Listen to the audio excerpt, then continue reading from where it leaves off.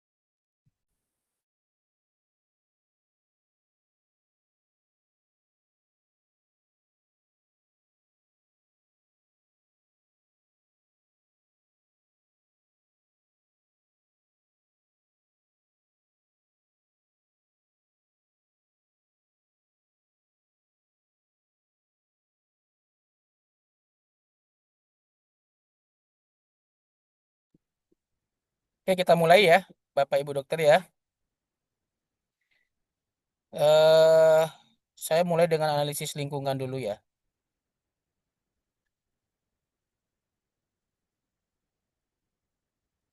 Apakah sudah terlihat? Sudah dok. Sudah dokter. Sudah dok. Ya, oke. Ya, udah terlihat ya. Oke.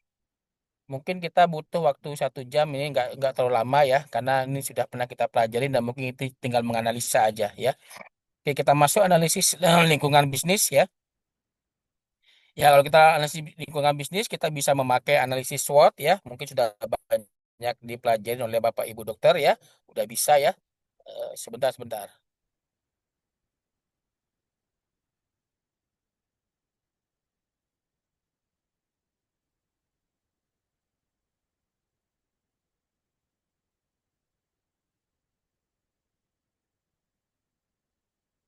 Ya, analisis lingkungan bisnis ya.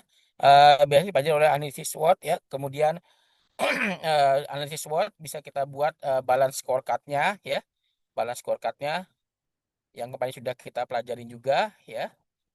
Ini ya, jadi analisis SWOT yaitu analisis yang bisa berdasarkan kualitatif dan kuantitatif ya. Jadi bisa kualitatif, kemudian nanti di scoring menjadi kuantitatif ya. Kemudian itu nanti akan disusun juga di dalam balance scorecard ya. Jadi analisis SWOT dulu dibuat, baru nanti balance scorecard ya. Ini analisis lingkungan yang internal maupun yang eksternal disebutkan aja. Nah, analisis yang internal bisa disebutkan dari 4 pilar ya. Pembelajaran, ya, kemudian pengembangan SDM, bisnis proses, kemudian kepuasan pelanggan dan keuangan ya. Nanti di mana strength-strengthnya tinggal dipoin-poinkan, dibikin grafiknya ya seperti apa namanya diskusi ya. Ini termasuk analisis eksternal juga ya, dibuat opportunity dan threat-nya, ancaman dan tantangan ya. Nah, ini adalah grafik SWOT ya, kalau kita lihat yang pertama ya, kalau misalkan kita berada di kuadran pertama itu namanya kita harus defensif ya.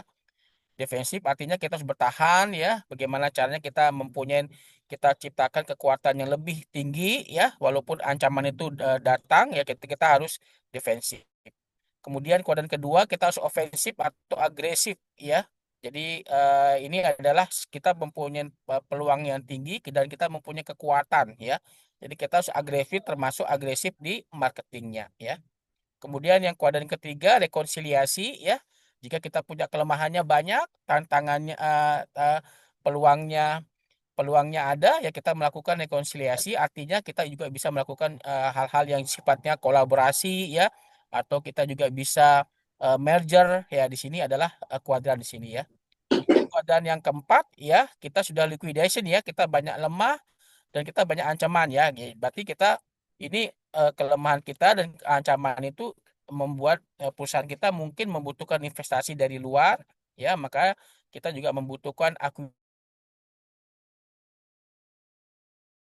akuisisi dari perusahaan yang lain mungkin ya. Kita bagaimana kita menganalisis suatu analisis SWOT dan balance scorecard menjadi suatu strategi ya. Strategi kita ke depannya seperti apa ya. Ini adalah strategi-strateginya mungkin nanti bisa dihafalkan dan mungkin bisa dimasukkan di dalam kajian analisis bisnis plan. Nah, kemudian kondisi manajemen dan operasional ya. Kondisi manajemen adalah pertama struktur organisasi. Ya, struktur organisasi di rumah sakit itu berbagai macam ya. Tapi kalau menurut saya sih tidak ada struktur organisasi yang ideal ya. Struktur organisasi semua disesuaikan dengan fungsi bisnisnya dan apa yang kita akan kerjakan di kemudian hari. Itu namanya struktur organisasi yang bagus ya. Jadi tidak ada ideal. Misalkan tidak ada struktur organisasi yang ini salah tidak ada ya. Semua struktur organisasi itu disesuaikan dengan fungsi bisnisnya dan untuk mencapai suatu tujuan dari strategis bisnisnya. Ini jadi beberapa kelemahan dalam rumah sakit ya kurang berani dalam membuat struktur organisasinya itu adaptasi. Jadi saya pernah melihat suatu rumah sakit suatu saat ini. Nah, jadi organisasi itu bisa berubah-ubah ya sesuai dengan adaptasi situasi kondisi dan tantangan-tantangan yang kita hadapin gitu ya. Jadi jangan sampai suatu organisasi itu sangat fix ya dari awal berdiri sampai sekarang ya. Itu kelemahan dari manajemen harus bisa adaptasi ya. Kemudian di dalam kondisi operasional juga kita ya apapun itu dalam bentuk insentif, dalam bentuk remunerasi semua unit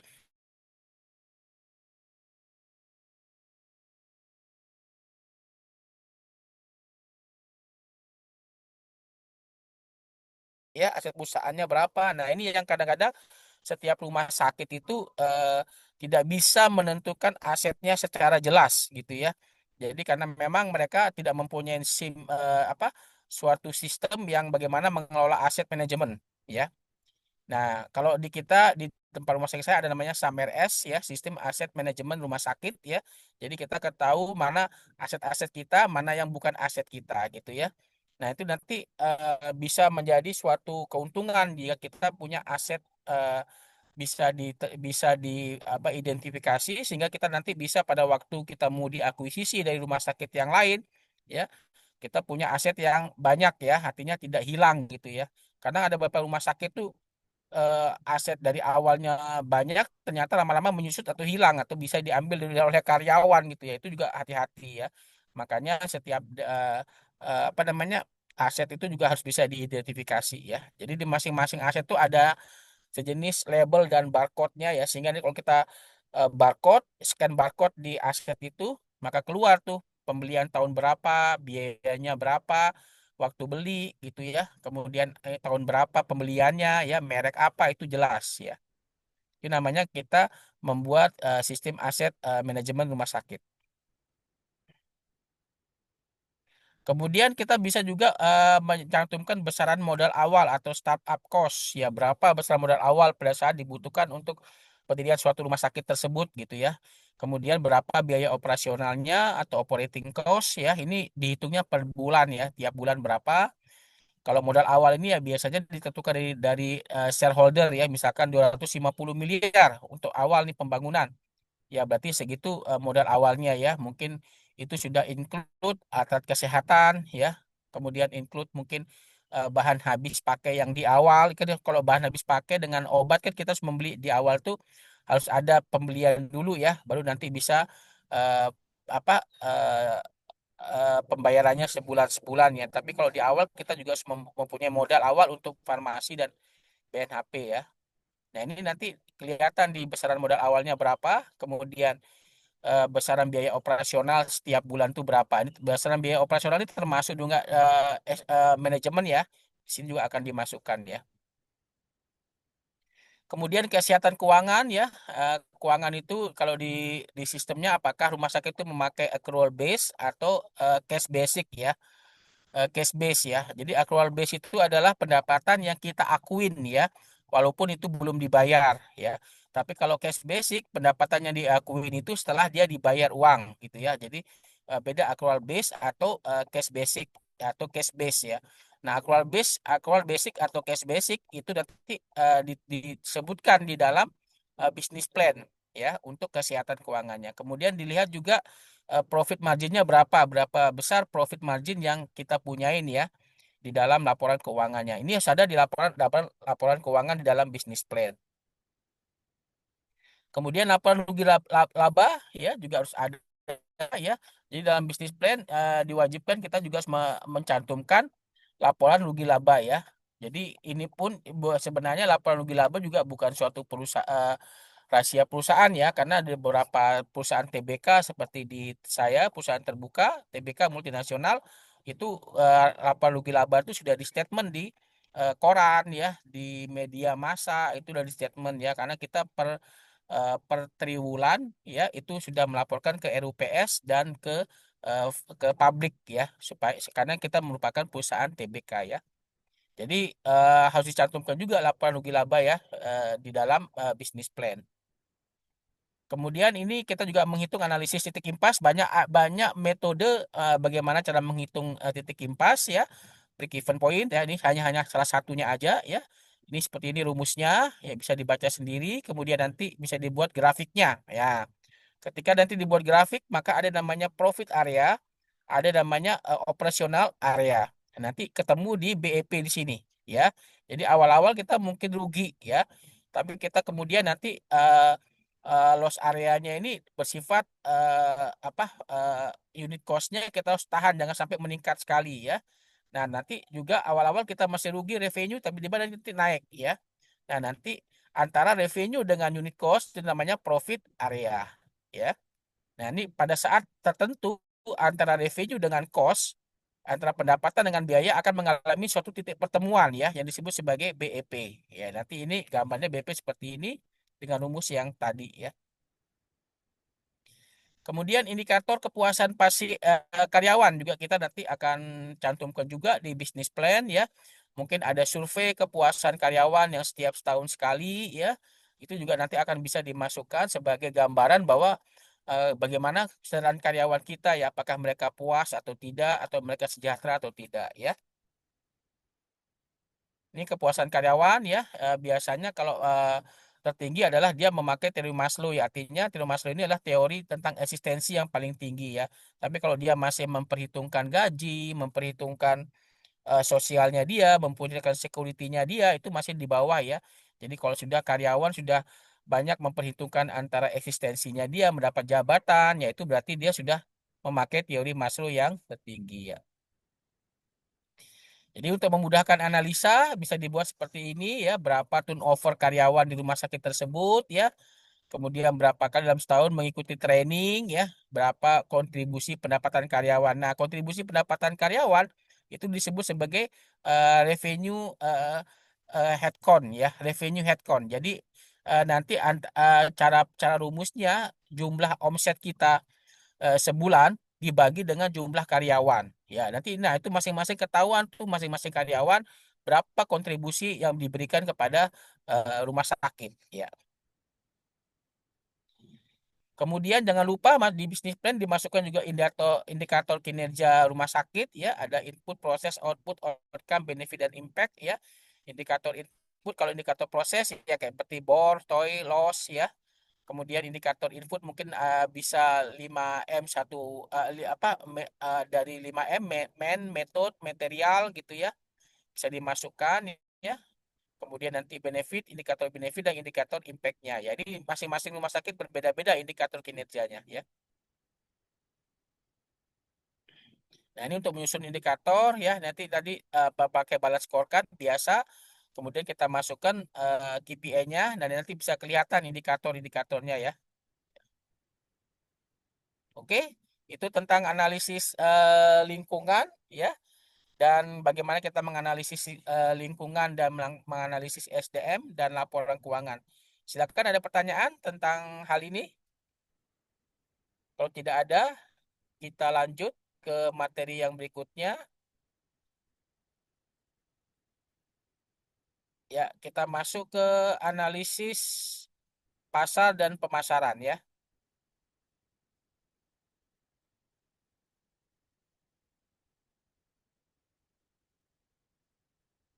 Apa udah terlihat, Bapak Ibu Dokter? Udah terlihat ya? Sudah, Dok. Ya, Dok. Oke, analisis pasar dan pemasaran ya. Jadi apa sih disebut sebagai analisis pasar dan pemasaran ya? Jadi yang pertama adalah bagaimana kita mengetahui keadaan pasar ya, kemudian aspek-aspeknya yang berpengaruh antara bisnis dan pasar sebagai titik bidik dari bisnis tersebut ya. Jadi bagaimana kita mengetahui keadaan pasar kita di lingkungan kita ya, artinya di kompetitor kita, kemudian aspek-aspeknya yang berpengaruh pada bisnis kita dan pemasaran kita ya. Secara garis besar ada beberapa analisis terhadap gambaran pasar pemasaran ini. Pertama adalah analisis penjualan ya. Nah, bagaimana kita membuat analisis penjualan ya? Jadi segmen pasarnya berdasarkan kepeserta pertama segmen pasarnya berdasarkan kepesertaan ya. Kalau kita lihat gambarnya seperti ini ya. Nah, ini ya. Jadi ada segmen pasar berdasarkan kepesertaan ya. Mungkin ada masyarakat umum, BPJS, pekerja pabrik.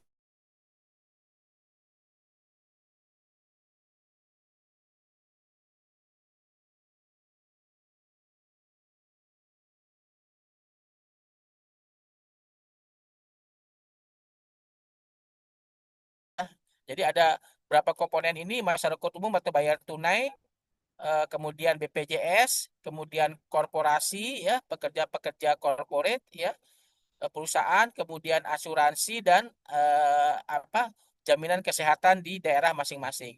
Kita hitung data kegiatannya ya, berapa jumlah volume pasiennya 3 tahun yang berturut-turut dari belakang, kemudian rata-rata volumenya berapa ya setiap tahun ya, kemudian eh, eh, berapa persen kenaikannya, kemudian trennya naik atau trennya turun. Ya, ini kita bisa bisa bisa bisa lihat dari rekam medis ya. Jadi misalkan rata-rata volumenya berapa nih untuk yang jadi 2022, 2023, 2024 24 kita ambil rata-ratanya. Nanti apakah ada peningkatan trennya dari 3 tahun sebelumnya? Ya, nanti berapa persen kenaikannya diambil selisihnya aja. Kemudian trennya meningkat. Ya, ini data yang pertama ya untuk analisis penjualan berdasarkan kepesertaan. Ya, ya. Oke. Ini adalah tadi penjelasan tadi. Ya. Oke, kemudian yang berikutnya adalah segmen pasar berdasarkan jenis pelayanan ya. Jadi yang tadi segmen pasarnya masyarakat umum ya, perusahaan, asuransi, BPJS, kemudian jaminan pelayanan kesehatan dari Pemda itu diganti dengan bentuk pelayanan misalkan segmen pasarnya misalkan pelayanan dalam ya, penyakit dalam, bedah, objin ya, ibu dan anak, saraf, THT ya bisa disebutkan di segmen pasar tersebut ya. Jadi tinggal menggantikan kolom yang saat pertama digantikan dengan segmen ini ya, segmen pelayanan. Nah, ini juga bisa mengambil datanya dari dari rekam medis ya. Tinggal dimasukkan aja ya. Oke. Kemudian yang berikutnya namanya analisis potensi pasar ya. Analisis potensi pasar ini adalah rumusnya ya. Dia akan mengikuti teori namanya ekstrapolasi linear, ya. Jadi tahun A plus BX, ya. Nanti X-nya adalah hitungan tahun, Y-nya data kinerja, ya. Nah, nanti ini kita bisa rumuskan dari tahun ke tahun, masukkan rumusnya yang tadi, ya. Kemudian dilihat, ya. Nah, kemudian nanti dilakukan, kita melihat nanti pembiayaan dan pendapatan per instalasi juga, ya. Jadi dari unit cost, EP unit cost, ya, kemudian TFR, EP price, dan revenue, ya. Kalau EP adalah estimasi permintaan, unit cost adalah unit cost, total financial requirement adalah jumlah biaya total yang diperlukan untuk menyalurkan produk layanan tersebut. Jadi bukan unit cost, ya. Jadi harga total biayanya berapa, kemudian price, ya. Jadi kalau price ini kan total biayanya ditambah dengan margin keuntungan, jadi price, ya. Kalau kemudian revenue, ya merupakan revenue dari pendapatan, ya. Nah, itu adalah analisis potensi pasar. Kemudian kita juga bisa mengambil segmen pemasaran secara detail, ya. Kalau tadi misalkan berdasarkan SMF, sekarang kita masukkan berdasarkan instalasi, ya. Jadi instalasi rawat jalan, instalasi gawat darurat, ya sama. Tadi yang kolom pertamanya diganti dengan instalasi-instalasi, kita lihat 3 tahun, kemudian apakah ada tren kenaikan atau tidak, ya. Kemudian untuk membuat analisis dari instalasi, ya, misalkan contoh instalasi rawat jalan, instalasi laboratorium, instalasi rawat inap, kita akan menganalisis kalau misalkan dia naik, ya berarti strategi apa yang kita pakai untuk mengantisipasi tren pasar ke depan, gitu, ya. Misalkan tadi dalam instalasi rawat jalan, ternyata yang banyak adalah pasien ibu dan anak, ya. Mungkin kita strateginya menciptakan tahun depan dengan menciptakan Moms and Children Center, mungkin gitu, ya, Mom and Child Center, ya. Jadi ada center ibu dan anak, gitu, ya. Kalau misalkan ternyata peningkatan 3 tahun itu kasus ortopedi, ya berarti kita orthopedic center, ya. Itu strategi-strategi yang kita antisipasi untuk mengantisipasi tren pasar kita yang kita peroleh, ya.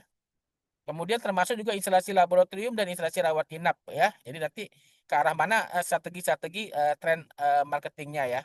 Itu business development. Ini bisa dipakai juga untuk pembuatan business development, ya. Kemudian analisis manfaat. Nah, ini juga ada namanya analisis manfaat. Jadi ini berguna untuk mengetahui mengapa suatu segmen pasar tertentu berminat terhadap suatu produk pelayanan. Jadi kita mencari tahu, ya, kenapa segmen pasar tertentu ini, misalkan contoh BPJS, dia berminat terhadap pelayanan yang misalkan poli jantung, poli penyakit dalam. Nah, itu kenapa, ya, gitu. Jadi kita nanti akan cari tahu dengan menggunakan namanya analisis manfaat, ya. Nah, ini, ya, kalau kita lihat bisa analisis manfaatnya dibuat seperti ini. Misalkan contoh individu, ya, pasien-pasien tunai senangnya kemana sih, gitu, ya, ke instalasi mana, disebutin nih individu pada instalasi mungkin medical check up, gitu, ya. Dia senang pada medical check up kita. Nah, kenapa, apa kelebihan ditawarkan saat ini, gitu, ya. Misalnya harganya kompetitif, kemudian PMCU-nya one stop service. Nah, itu, ya. Jadi itu namanya kita menganalisis, oh ternyata segmen pasar tertentu ini senang dengan pelayanan tertentu dan apa kelebihan yang kita tawarkan saat ini. Nah, itu nanti bisa menjadi suatu contoh untuk bisa meningkatkan instalasi-instalasi yang lain, gitu, ya. Jadi sehingga nanti semuanya segmen pasar itu akan membeli layanan kita, gitu, ya. Termasuk ini, ya, ini misalkan sekarang BPJS, dulu namanya Askes BPJS, kemudian karyawan perusahaan, di mana sih senangnya nih karyawan perusahaan, ya, corporate, ya.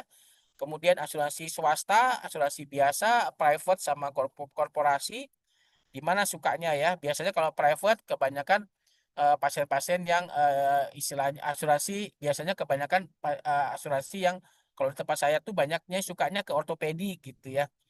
Kemudian banyak suka juga ke penyakit digestif, gitu, ya. Nah, itu nanti apa yang kita tawarkan, mungkin dokternya bagus, ya, harganya kompetitif, clinical outcome-nya bagus. Nah, itu nanti kita sebutkan di sini. Itu namanya analisis manfaat. Jadi satu segmen menyukai satu pelayanan, ya. Ini kita bisa bisa buat di sini, ya. Sehingga nanti kita bisa baca, oh ternyata pelayanan ini kelebihannya di sini, gitu, ya. Kemudian analisis detail ya, kita kepingin tahu sebenarnya apa sih yang membuat produk-produk kita yang kita tawarkan itu membuat mereka mendorong untuk membeli produk layanan kita ya. Ya, kita bisa pakai. Nah, ini ya. Jadi beberapa pertanyaan kunci ya untuk membuat analisis detail. Misalkan produk layanan apa yang diinginkan konsumen untuk dikonsumsi, atau produk layanan apa pasien menggunakan layanan kita ya. Ini di balik ini karena ini di dalam manajemen umum ya. Kemudian apa sebetulnya kebutuhan pasien kita secara real? Nanti disebutkan. Kemudian sasaran pasarnya apa? Ya, apakah BPJS, apakah corporate, apakah asuransi? Ya, ini kalau kita melihat lebih detail lagi ya. Kemudian bagaimana produk kita bisa memuaskan pasien? Ya. Kemudian siapa yang berpengaruh terhadap pembelian? Nah, ini kan kadang-kadang pasien itu misalkan pasien anak ya, yang berpengaruh terhadap keputusan pembelian adalah ibu orang tuanya ya, dan di dalam orang tuanya itu siapa yang paling mempengaruhi? Misalkan istrinya gitu ya. Nah, nanti sasaran pasar kita berarti pasien corporate ya, ibu-ibunya gitu ya. Jadi nanti itu bisa untuk kita membuat health talk ya. Health talk membuat promosi itu ke ibu-ibunya gitu ya, memutuskan segala sesuatu keputusan untuk pembelian suatu layanan. Kemudian bagaimana dukungan pemerintah terhadap produk layanan kita ya. Misalkan seperti saat ini pemerintah mendukung dalam bidang kardiovaskuler ya, kemudian stroke ya, kemudian hemodialisa dan cancer ya. Empat itu didukung oleh pemerintah saat ini ya. Jadi nanti kita bisa sasaran pasarnya apa nih? Misalkan kardiovaskuler berarti sasaran yang berusia lebih dari 40 tahun gitu ya. Cancer ya, jadi sasarannya populasi yang mempunyai keturunan cancer gitu ya. Hemodialisa gagal ginjal ya. Ini pasien-pasien yang berusia berapa? 50 tahun ke atas gitu ya. Kemudian kalau satu lagi untuk stroke, hemodialisa ya, cancer ya, benar ya. Jadi sama kardiovaskuler ya. Kemudian bagaimana dukungan manajemen terhadap produk yang kita berikan gitu ya, terhadap pelayanan ini ya. Apakah memang manajemen mensupport kita membuka misalkan orthopedic and spine center, digestive center ya, kemudian cardiovascular center, neuroscience center. Nah, apakah manajemen mendukung ya tentang layanan-layanan ini gitu ya. Ini juga yang kita kita perlu perlu perhitungkan gitu ya, sehingga nanti sasaran pasarnya apa, sehingga itu yang kita bisa masukkan ke dalam pengembangan pasar dan marketingnya ya.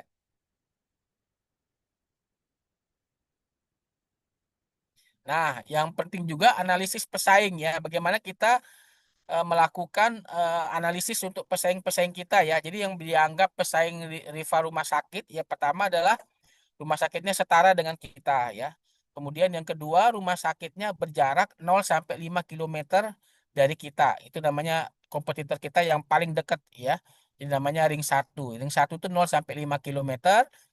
Ring 2 itu 5 sampai 10 kilometer. Ring 3 itu lebih dari 10 kilometer. Nah, yang 0 sampai 51, 0 sampai 5 kilometer itu merupakan ring satu dulu komputer kita ya.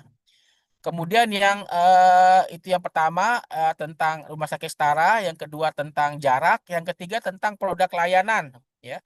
Produk layanan bisa karena sama-sama kita di rumah sakit setara, terus di bawah 5 kilo ternyata sama-sama kita membuka layanan center, misalkan hemodialisa center ya, sama-sama. Nah, itu merupakan pesaing kita itu ya.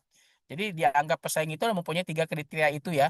Pertama dari segi jarak, kemudian dari segi tipe rumah sakit, kemudian yang ketiga dari segi layanan rumah sakit. Itu yang dianggap sebagai pesaing gitu ya. Jadi kalau misalkan dia tipenya rumah sakitnya lebih besar, ya itu bukan pesaing kita ya. Mungkin kita bisa kolaborasi, atau rumah sakit yang lebih kecil itu juga bisa sebagai kolaborasi ya. Itu yang dianggap sebagai pesaing, tiga kriteria itu ya. Nah, bagaimana kita caranya menganalisis suatu pesaing, mengumpulkan data-data ya. Jadi mengumpulkan data-data untuk kita menganalisis pesaing kita ya. Jadi kalau di saya tuh namanya human intelligence atau humin ya. Human intelligence ini ya, kita suruh mereka melakukan yang namanya ghost shopping ya. Jadi misalkan ada beberapa orang yang saya ambil, bisa dari marketing, dari SDM, dari mana ya. ada 5 orang, saya suruh mereka berobat ke rumah sakit lain ya. Ya, jadi berobat seperti pasien layaknya pasien biasa gitu ya. Jadi kita membayar tunai juga pelayanan itu gitu ya. Kita modalkan misalkan satu orang, misalkan kita ngirim 5 orang, kita modalkan satu orang itu 2 juta gitu ya. Jadi untuk dana ini sekitar 10 juta kalau 5 orang. Ya, masing-masing nanti akan pura-pura bukan pura-pura ya, memang menjadi pasien ya, mereka berobat ke rumah sakit lain ya, sesuai dengan keluhannya mereka. Nanti mereka akan mengumpulkan data yang namanya human intelligence. Nah, nanti sebelum mereka berobat, kita kasih arahan dan kita kasih tools ya, kita kasih tools untuk menilai rumah sakit yang lain berdasarkan objektif mereka ya. Jadi kalau saya biasanya 5 orang nih saya suruh nih ya untuk ke pesaing-pesaing kita. Nah, apa yang mereka data apa yang mereka yang kita kasih ke mereka ya, nanti kita akan melihat seperti ini ya. Jadi kompetitor, porsi pasarnya berapa, tren ke depan, alasan utama pembelian produk. Ini adalah hasil evaluasi, hasil analisanya ya. Tapi yang kita perlu perlu kasih data adalah ini ya. Jadi yang tadi ya human intelligence tadi yang 5 orang tadi ya, saya akan kasih data 20 tools yang nanti akan dilengkapin ya. Jadi ada skornya 1 sampai 5. Kita bisa sebutkan 1 sangat baik, baik, sedang, tidak baik, sangat tidak baik, mungkin bisa seperti itu ya. Nah, nanti ini ada 20 item ya. Pertama adalah lokasi rumah sakit. Nah, lokasi rumah sakit apakah dia strategis ya, misalkan sangat strategis, strategis, kemudian cukup strategis, tidak strategis, dan sangat tidak strategis. Misalkan kalau kita bagi 5 poin, dibagi 4 poin juga nggak apa-apa gitu ya.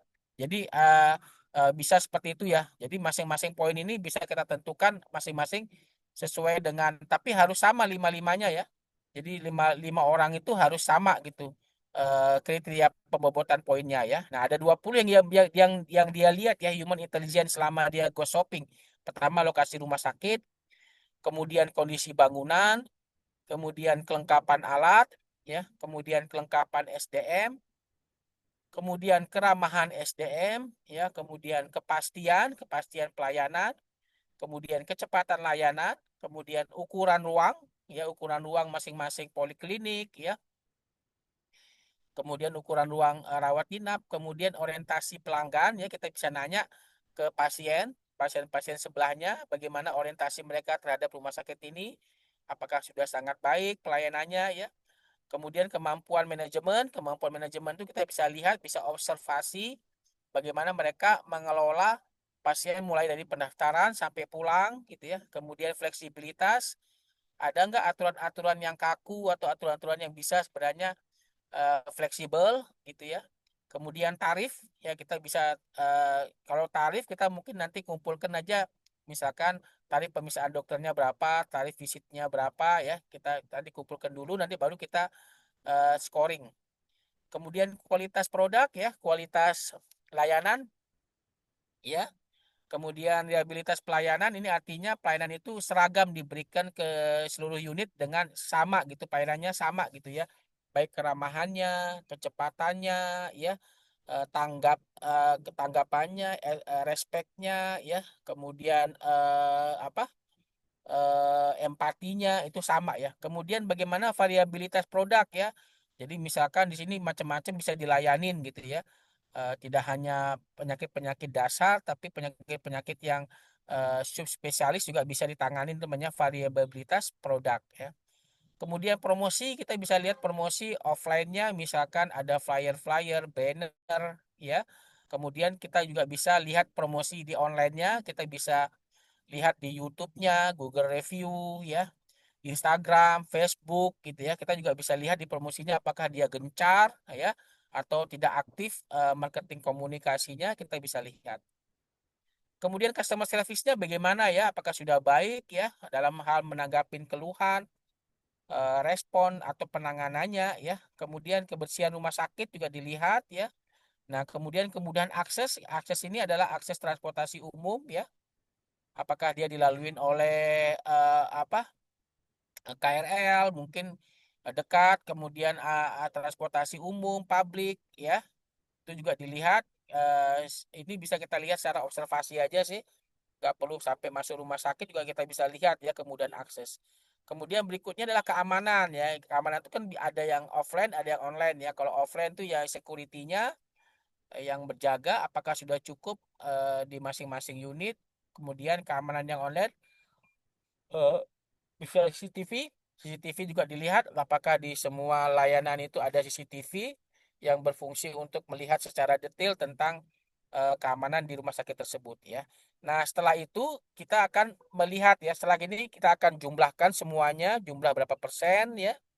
Kemudian kita baru mengisi ini ya. Jadi kompetitor porsi pasarnya berapa ya. Porsi pasarnya itu artinya layanan unggulannya yang kita sama itu mereka sudah ngambil berapa persen pasar, kemudian tren ke depannya seperti apa, apakah ada market pasar lain yang bisa di grab ya sehingga bisa semakin meningkat. Kemudian alasan utama pembelian produknya, pembelian layanannya seperti apa. Ini juga kita bisa lakukan, juga kita bisa tanya-tanya juga di mana di pasien-pasien tersebut ya, yang tadi 5 orang tadi ya. Jadi yang pertama dia ngisi ini dulu, kemudian baru kita nanti dari hasil itu kita bisa lihat evaluasi ini ya.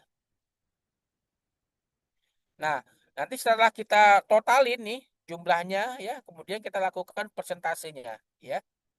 Rumah sakit kita eh, berapa persen dari total nilai keseluruhan, misalkan total nilai keseluruhannya kan misalkan paling tinggi 5 nih ya. Ternyata kita ada yang nilai 2, ada yang nilai 3 ya, dan ditotalin kemudian persentasenya berapa persen, pesaing kita satu berapa persen, pesaing dua berapa persen ya. Semakin baik maka nilainya semakin besar ya, semakin buruk maka nilainya semakin kecil ya. Nilai dijumlahkan ya, kemudian buat persentasenya berapa persen yang kita peroleh dan berapa persen yang diperoleh oleh pesaing ya. Jadi kalau misalkan pesaingnya lebih banyak, misalkan kita cuma dapat nilainya skornya cuma 60%, sedangkan pesaing 70 sampai 90%. Nah, nanti kita akan cari tahu ya di mana letak kita kelemahannya di masing-masing kriteria ini gitu ya. Oh, ternyata dia alatnya lengkap, SDM-nya oke ya, lengkap.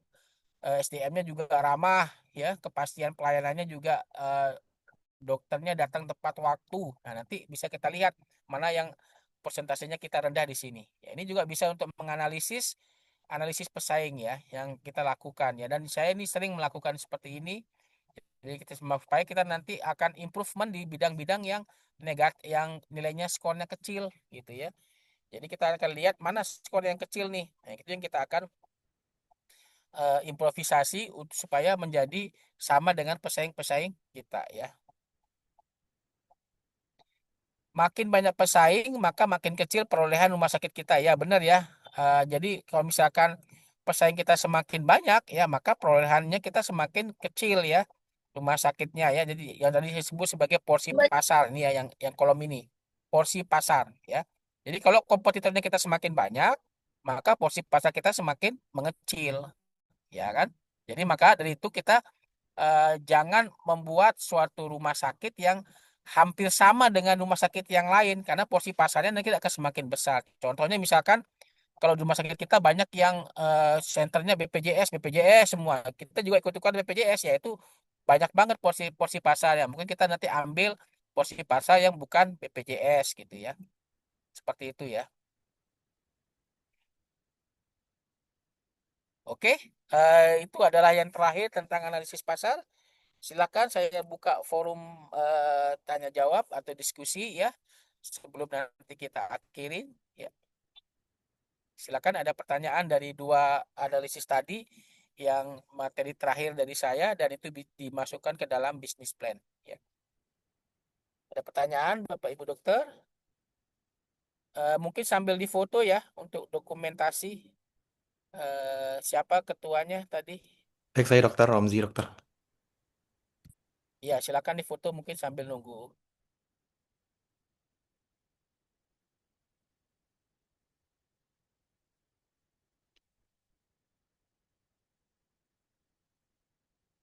Nanti saya kirim materinya ke Mas Romji ya. Iya, benar dokter. Oke, nanti dari sini saya akan hitung untuk UTS-nya, bikin bisnis plan, nanti Senin depan baru dikumpulkan ya. Nanti kalau bisa jadikan satu dulu di ketuanya ya, baru dikirim ke email ke saya. Jangan satu-satu kirim email ke saya ya. Nanti takutnya terlalu saya eh, apa emailnya bebannya banyak udah ya. Saya juga bingung nanti bacanya kalau misalkan satu kelas kan enak tuh sekalian ya. Oke, udah Pak Mas Romji, Pak Romji udah. Udah, udah dok. Oke, ada pertanyaan tentang materi ini atau tentang UTS-nya? Cukup ya? Oke, cukup kalau tidak ada masalah ya. Saya ucapkan terima kasih, semoga bermanfaat ya. Nanti mudah-mudahan UTS-nya bisa bagus ya. Dan minggu depan bisa kumpul semua dalam satu folder ya dari ketua kelasnya atau yang lain ya, atau PJ-nya ya. Demikian dari saya, wabillahi taufiq walhidayah. Wassalamualaikum warahmatullahi wabarakatuh. Terima kasih. Dan nanti setelah UTS ada dosen yang berbeda untuk mengajar ya. Nah, ya. Terima kasih atas perhatiannya. Ya, selamat malam dan salam sejahtera bagi kita semua. Ya. Makasih Malam, dok. Makasih Selamat dokter. malam. Terima Makasih kasih dok. ya. Dok. Makasih, Malam. dokter. Terima kasih dok. Ya, makasih.